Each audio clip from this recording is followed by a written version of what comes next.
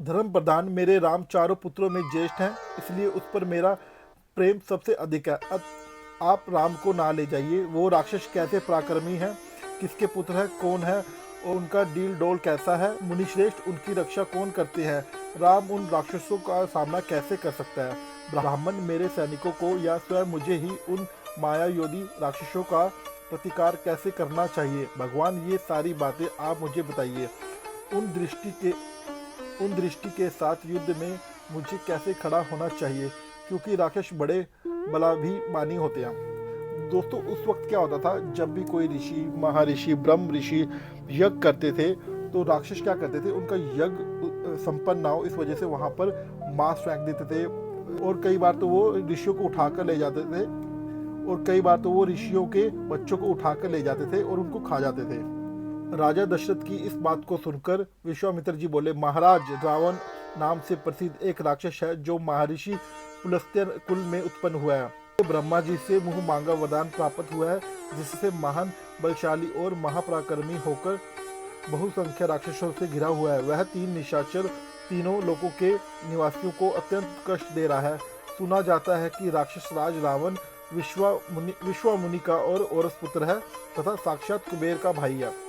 यहाँ पर देखो, अब दोस्तों स्टार्ट हो गया, रावण के बारे में बता रहे हैं ऋषि विश्वामित्र जी की।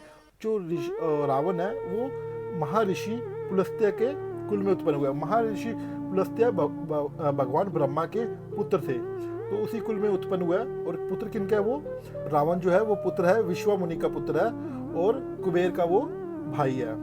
वह महाबली निशाचर इच्छा रहते हुए भी स्वयं आकर यज्ञ में विघ्न नहीं डालता, अपने लिए इसे तुच्छ कार्य समझता है। इसलिए उसकी प्रेरणा से दो महान बलवान राक्षस मरीच और सुबाहु यज्ञों में विघ्न डालते हैं। विश्वामित्र मुनि के ऐसा कहने पर राजा दशरथ उनसे इस प्रकार बोले, हे मुनिवर, मैं उस दुरात्मा रावण के सामने युद्ध में नहीं ठहर सकता।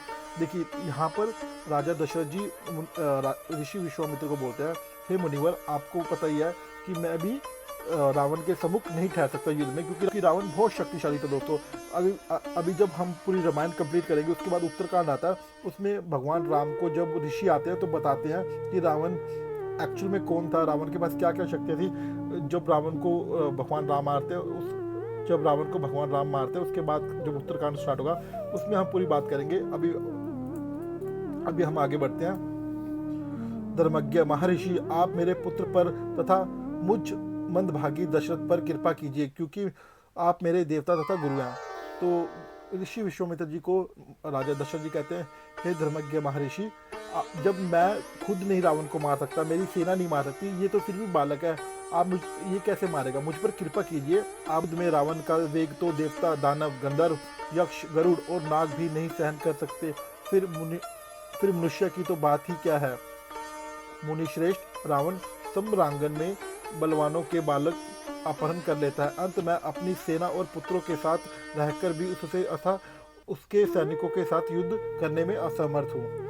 ब्राह्मण, यह मेरा देवोपम पुत्र युद्ध की कला से सर्वत्र अनभिज्ञ है। उसकी अवस्था अभी बहुत थोड़ी है, इसलिए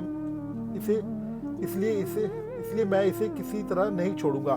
दोस्तों, यहाँ पर राजा दशरथ जी उनसे प्रार्थना कर रहे हैं कि आप मेरे पुत्र को मत लेके जाइए। हालांकि मेरी सेना, मेरा पूरा अयोध्या भी रावण का सामना नहीं कर सकते, क्योंकि रावण एक मायावी है।